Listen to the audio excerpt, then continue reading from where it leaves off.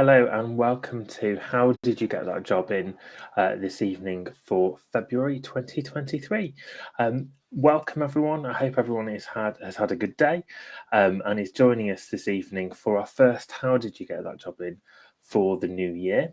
I'm going to give it a couple of seconds just for people maybe logging in or that are joining us before we begin this evening. But welcome to this evening's live chat, which will be our February instalment of our series, where we bring you speakers talking about their career to date, how they entered into their particular area, and give you, the audience, the chance to ask your questions.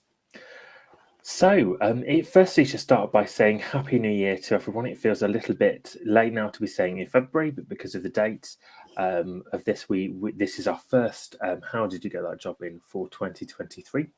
My name is James Goodwin. I'm the British Psychological Society, or BPS's Careers Manager, and I'm going to be hosting this evening's session. Now, you might have attended our previous How Did You Get That Job In sessions, and we've had several different career pathways within psychology.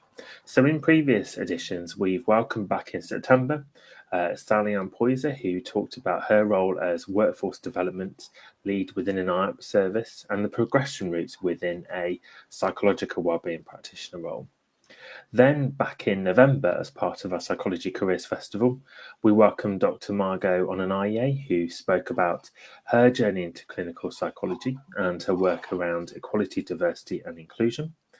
And in our last event, which happened way back in December, we spoke to Dr. Audrey Tang about her career and obtaining a doctorate in psychology. Now, please do remember that while you're watching tonight, you can access any of the previous recordings of How Did You Get That Job In on our Facebook page.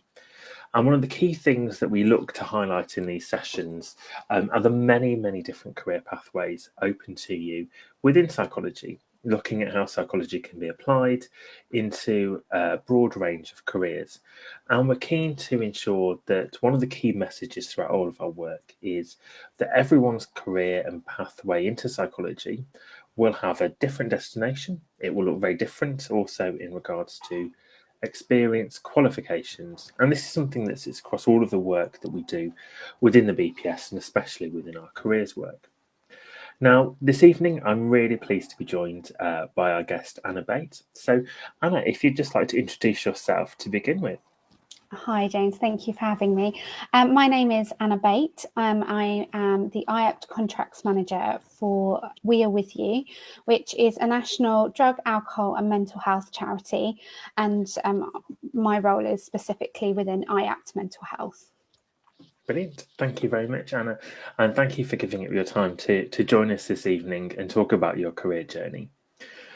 Now, for those of you that are watching that have previously been to these events, you'll know that they're relatively informal. So in a moment, we will start off hearing a little bit more about Anna's career to date, and you'll have the chance to ask any questions that you have as well.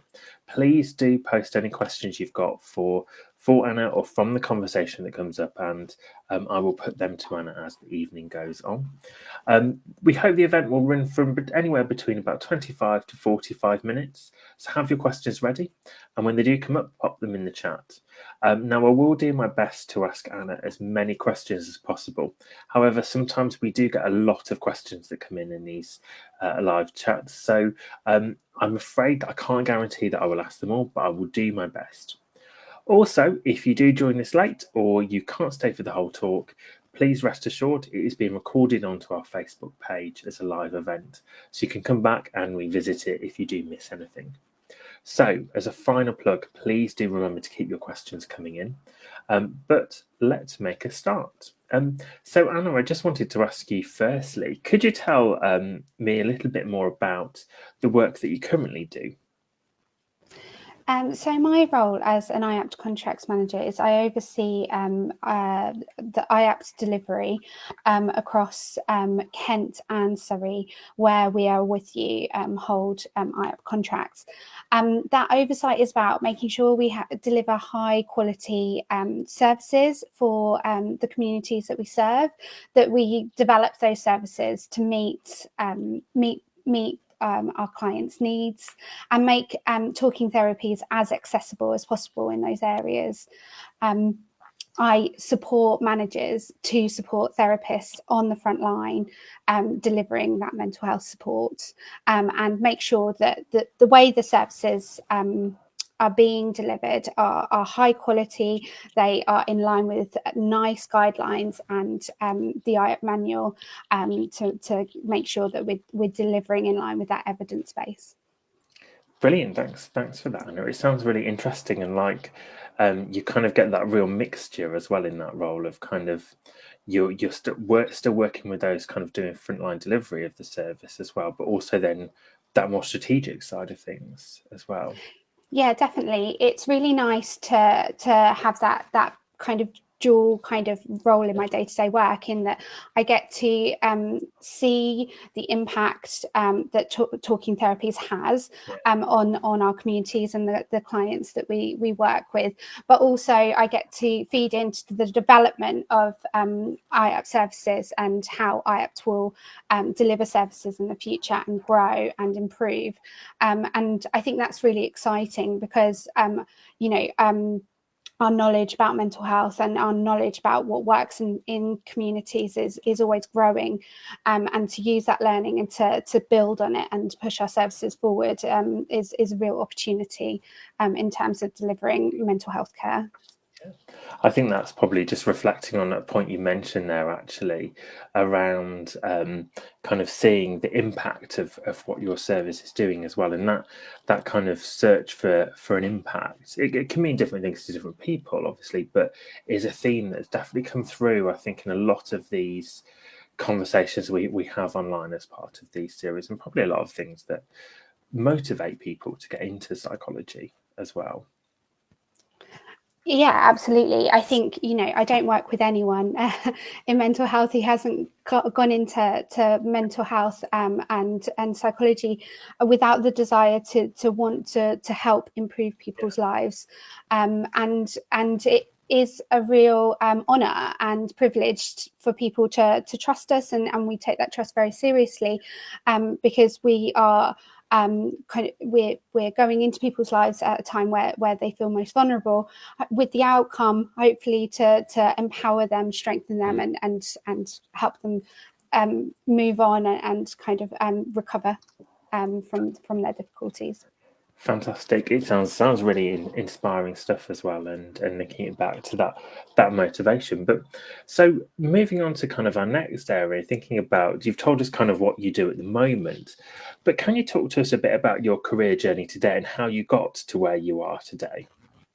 Yeah, absolutely. So I went to the University of Hull, and that was a long time ago now, 2004, I think it was, when I was a fresher, and I studied psychology, and had obviously never heard of IAPT.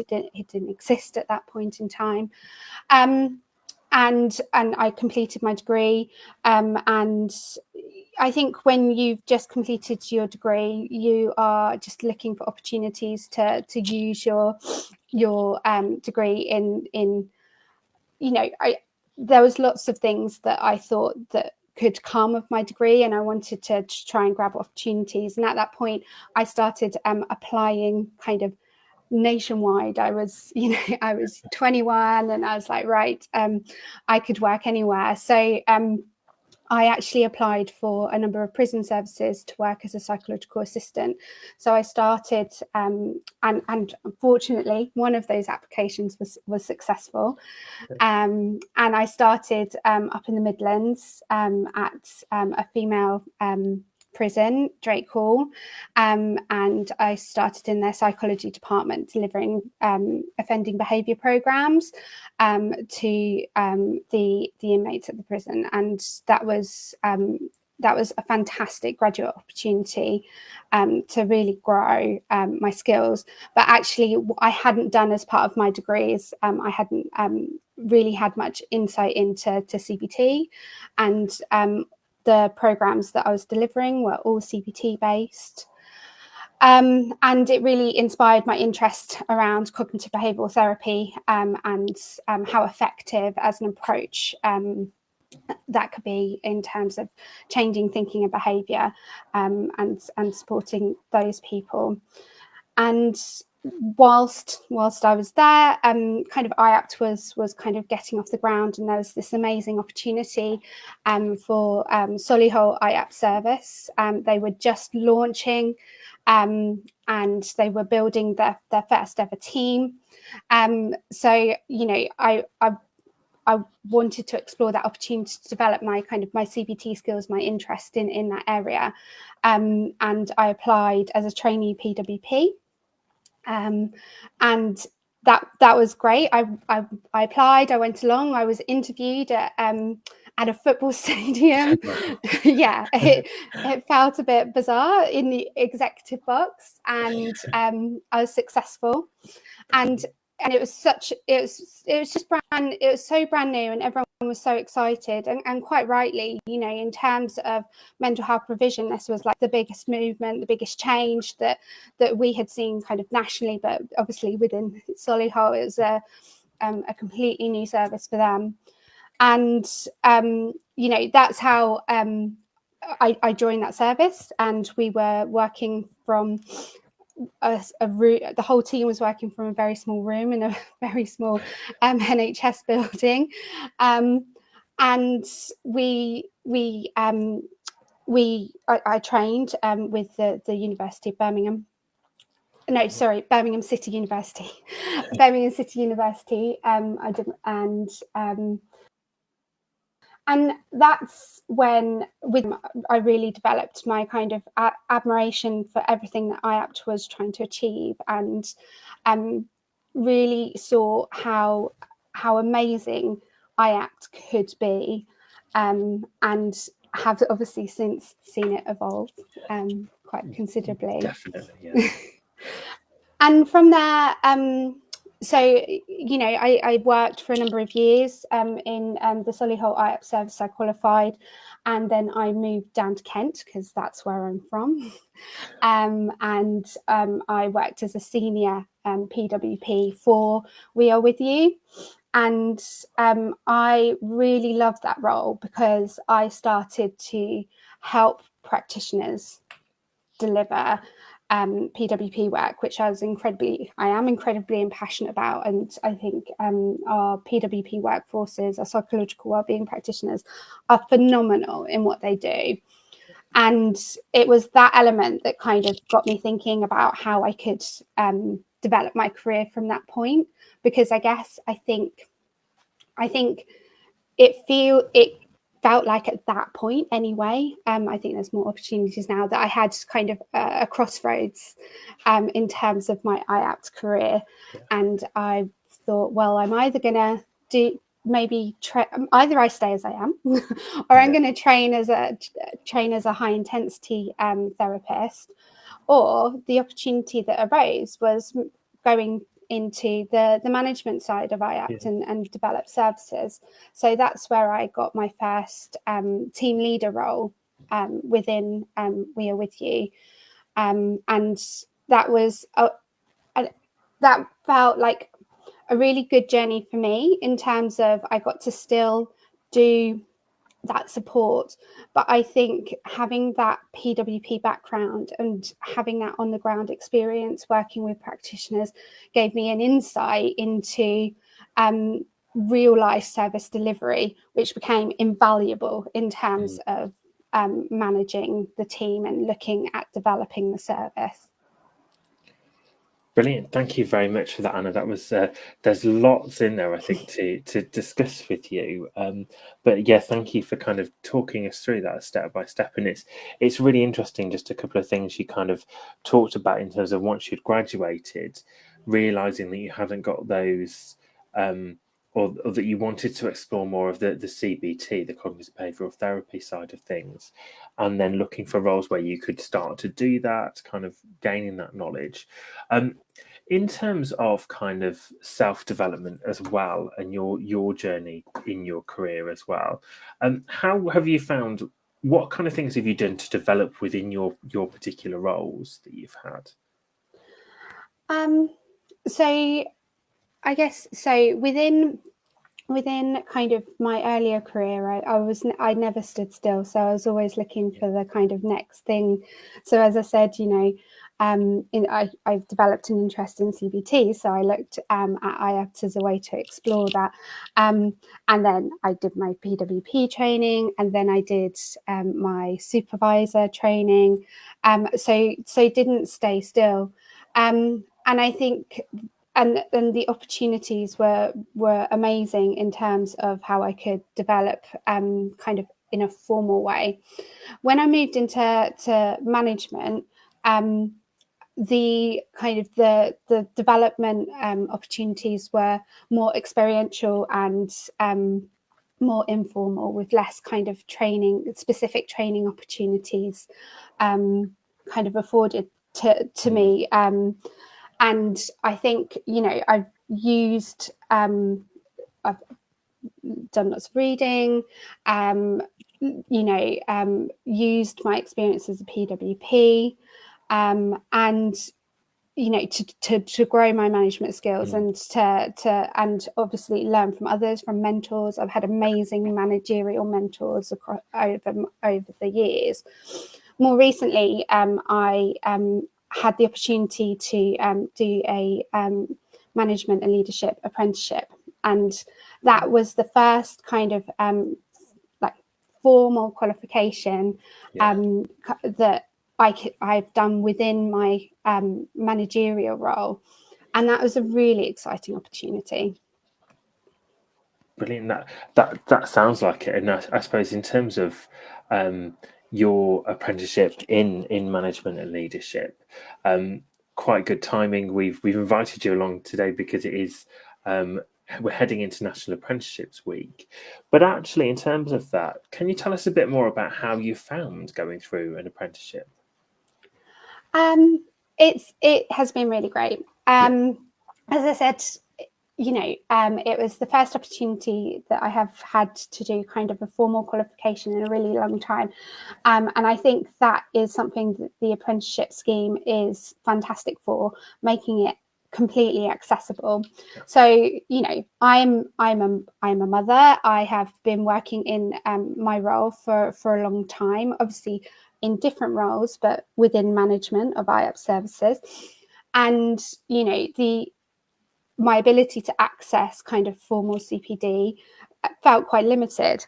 However, the apprenticeship levy that larger organisations have to pay into, and We're With You, use that levy to bring in apprenticeship, the level 5 apprenticeship for leadership and management. That was really, really fantastic. When I went into it, I think I underestimated it fully. So I have studied a long time ago, let's admit it now, and I have studied alongside work in the past. I'm not necessarily studied alongside full-time work, full-time mother. But so it was a bit of a shock in terms of commitment, but 100% doable, and just kind of involved kind of getting into a routine of being very time boundaried and organized around how you manage your work and the time you dedicate to the apprenticeship. I also thought that I also kind of worried at the start of the apprenticeship that the management and leadership, that doesn't feel very mental health, very kind of it doesn't kind of strike you as the route in terms of development for a mental health service which is compassionate and understands, kind of is working with people and but actually it really resonated in terms of my role, and it really linked in terms of psychology and mental health, and having this background meant that I had skills that the apprenticeship was looking at, things like reflective practice within management, compassion and effective compassionate performance management, that, you know, there's skills that I could bring in through my mental health psychology experience, which I already have, and kind of use that formal qualification to evidence them, to show them, and marry it up with theoretical principles, which I hadn't necessarily heard of before, but I was possibly using to some extent already, but it helped me grow those things and acknowledge them. Brilliant. And like you said that was a worry at the start, and I think probably for those that are listening, that to me that sounded really reassuring, actually, that you can have that balance. So kind of when you first saw it as being kind of, well, it's a formal qualification in management leadership, is it going to be quite, for want of a better word, kind of very management and leadership orientated, and you lose that compassionate leadership that you get. But actually having something that's really tailored to your workplace and your work situation can be really useful. So thank you for sharing that. Just in terms of your apprenticeship, Anna, you've addressed one of the questions I was going to ask around that, but just if you've got any advice, a lot of questions we get about people that, where, you know, throughout your career you've taken those opportunities to develop yourself, and that can sometimes come at not necessarily a cost is maybe the wrong word, but there's a bit of kind of balancing and time management involved in it. Have you got any tips or advice for people in terms of how to effectively manage your time to achieve those things, or think strategies that might have worked for you? I think it's trying to be really time boundaried, and to I think there's always a risk, so that when you're studying and you're not doing something else, you're always kind of thinking, well, I'm not doing something else. And I think when you've got lots of competing demands, that can feel quite pressurizing. Like your study, your personal development isn't as important as all the other things. So I think it's about kind of being kind to yourself, being boundaried, and making sure that you dedicate that time.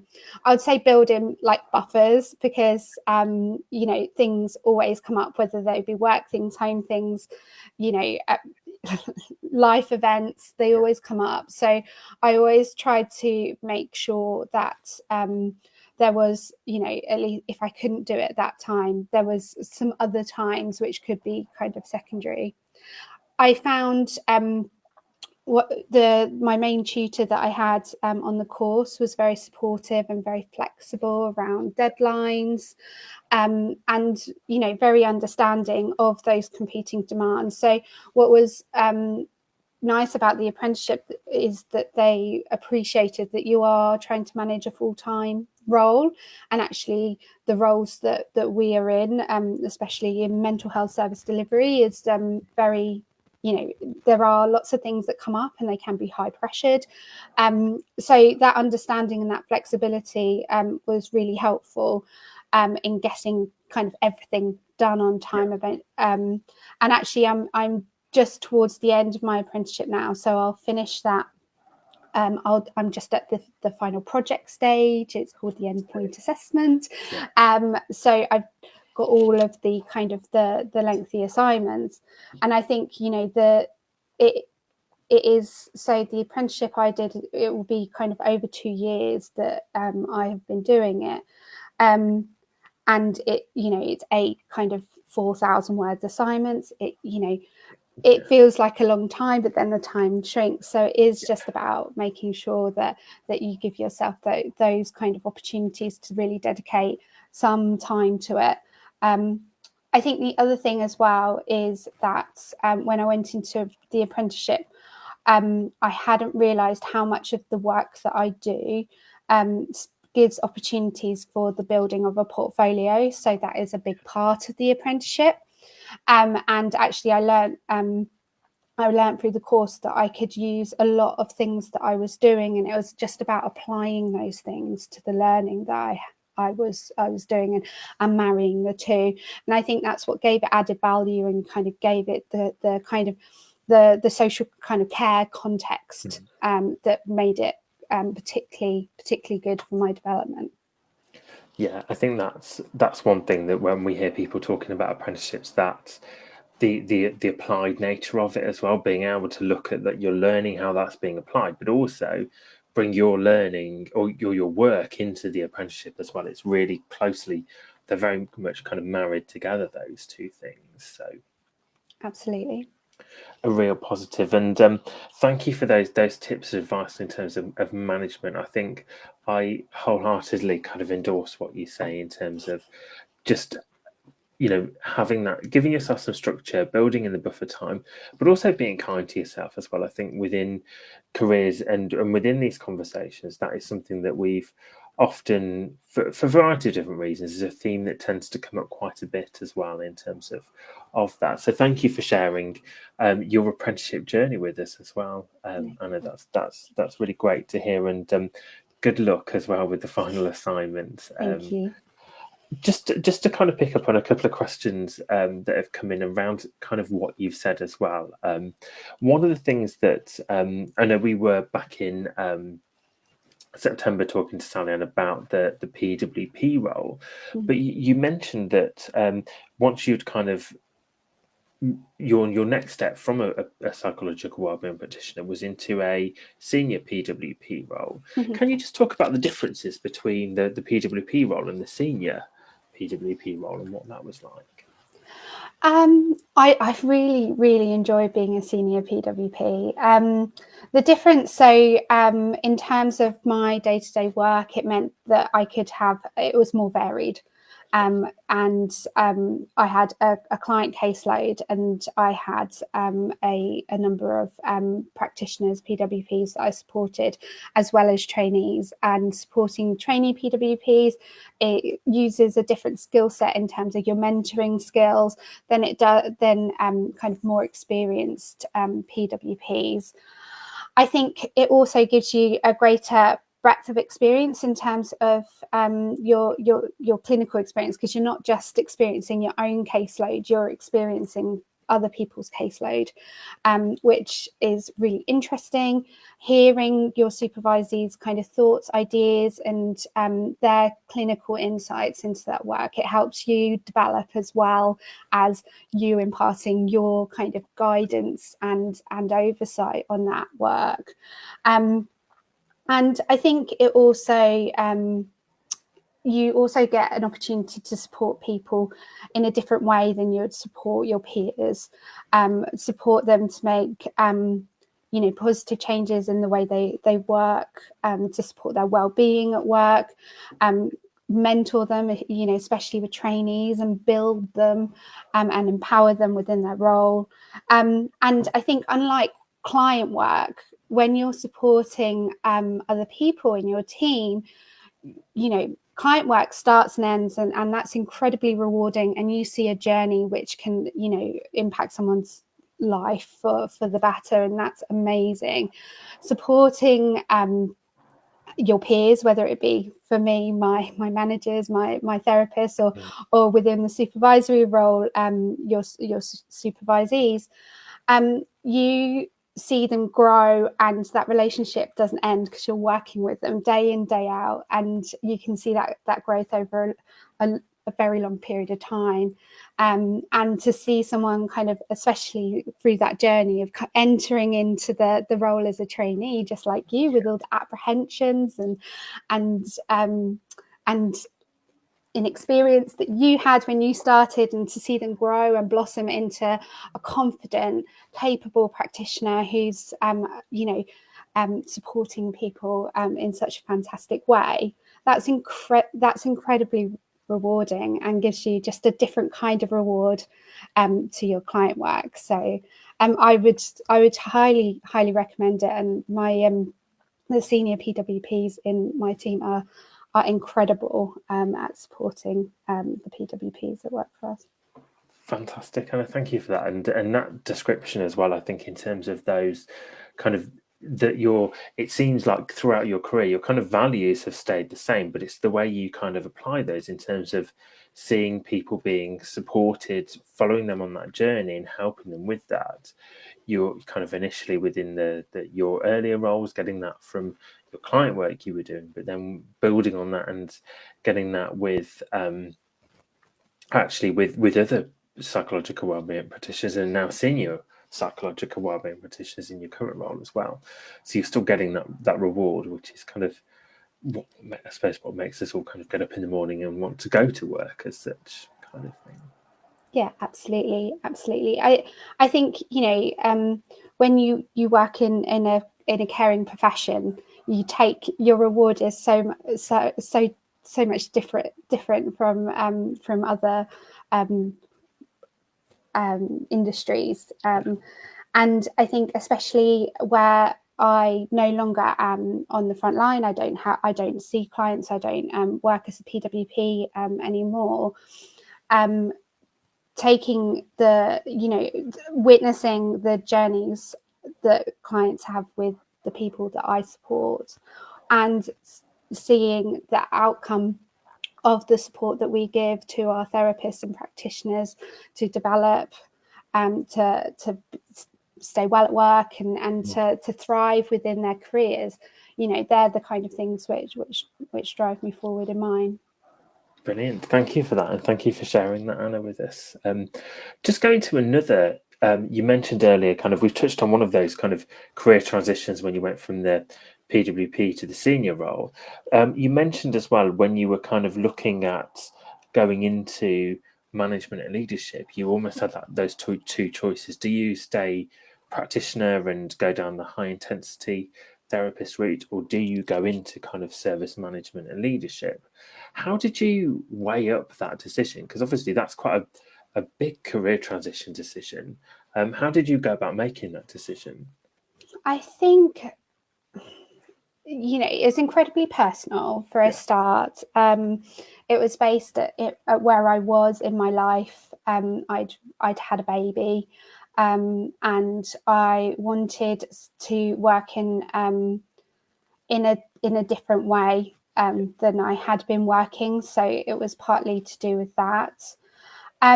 It was partly to do with the accessibility of the training at that time.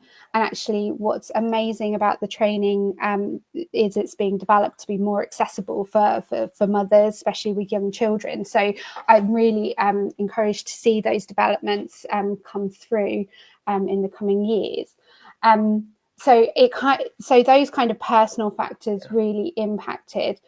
But actually, it was my interest in kind of problem solving, like being able to solve problems in the service, that kind of brought a lot of excitement. Every time I kind of just made a system a little bit more streamlined, which helped kind of clients get into appointments, or it made it easier for the PWPs to do their job. That felt really rewarding. So the combination of those things, also the opportunity struck at that point, and so it made me kind of go, oh well, shall I give that a go? And I think that's something I've noticed within my career generally, is that like lots of it is not planned. It's about just embracing those opportunities as they arise. Definitely. And I think I feel a bit like when each one of these, that same theme kind of comes out about those unplanned opportunities, this idea of like happenstance, of things that just opportunities that just come along that maybe you haven't anticipated for. I think every single one of these discussions we've had, that has come up, and how important it is to just actually at that stage just consider those opportunities, and prepare for the unexpected to come up, because like you've said this evening, it can actually start to create and open doors for opportunities for you as well. Absolutely. I think being really tunnel visioned can limit you, and I think obviously it's just taking each opportunity as it comes and weighing it up, and seeing if that's the direction you want to go, and that's certainly how I've got to, as I said, when I was at university, IAPT didn't exist. I didn't know that I would be a manager of a mental health service. That's not where I kind of started, but it's where I've grown into, and I love my job, and it's something I'm incredibly passionate about. Definitely, and that comes across, and I think that is really good bits of advice. I just want to go to another point. We've not really touched on this too much this evening, but in terms of a lot of questions we get around kind of getting into psychology, is this idea of kind of experience. What can people do at this stage? So a lot of our audience that will watch these sessions are maybe kind of students, as you were when you spoke about kind of finding out you maybe wanted to explore the CPD side of things. Is there any advice you would give now at this stage to students in terms of what experience to get, if any particular experience, or kind of bits of advice on where to look and things like that?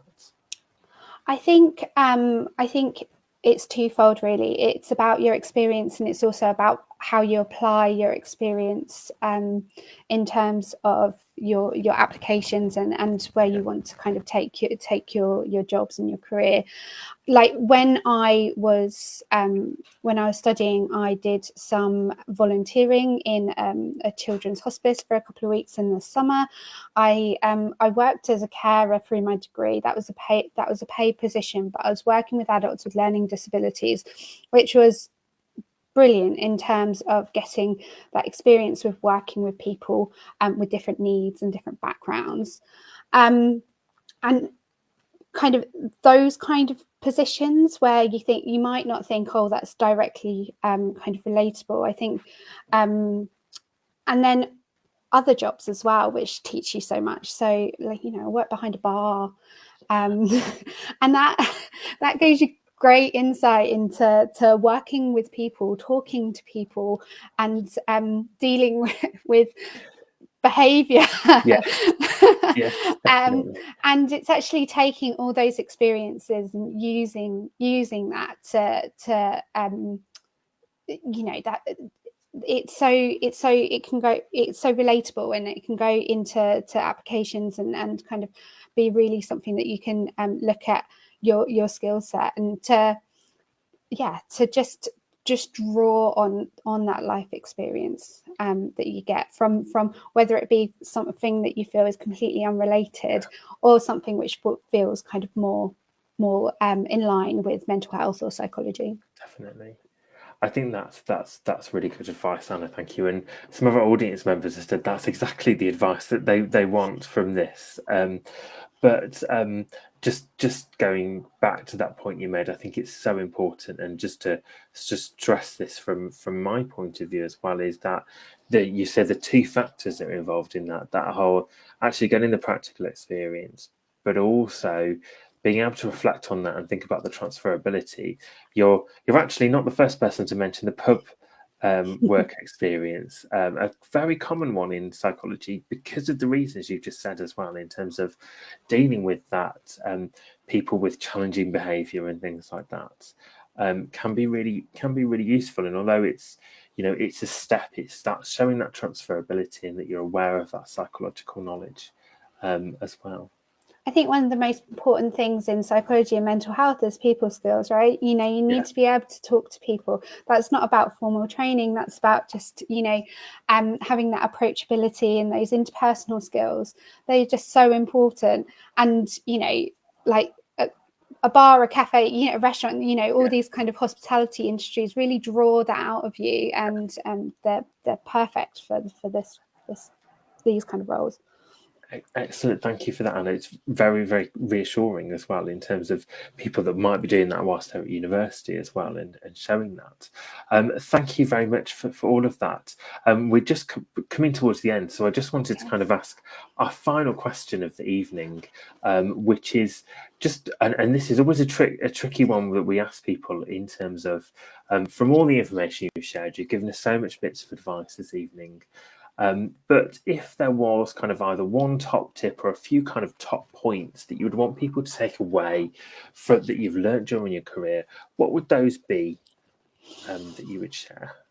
I think it's $1 million tough. question, isn't yeah, it? I definitely haven't prepared. I think learning from your mistakes and your setbacks, I think that's incredibly important.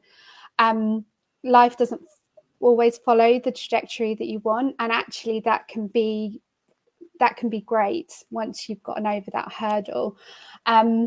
I think doing something that you're passionate about and drawing on your passions. I am a strong believer in that you shouldn't be miserable in what you do. You need to love it, take it forward. I think, and also I think I've said it, like, to be kind to yourself and be realistic around, like, you can't do it all. You can't do it all at one time. Like, things take time, and and that growth will help your career, and your career might develop more slowly than you hoped you would. I certainly, I was very eager to progress my career at a million miles an hour when I was 21, but over the years I've learned that experience, consolidation, that to be confident at each stage of your role, and use that development to push yourself forward, is really, really important.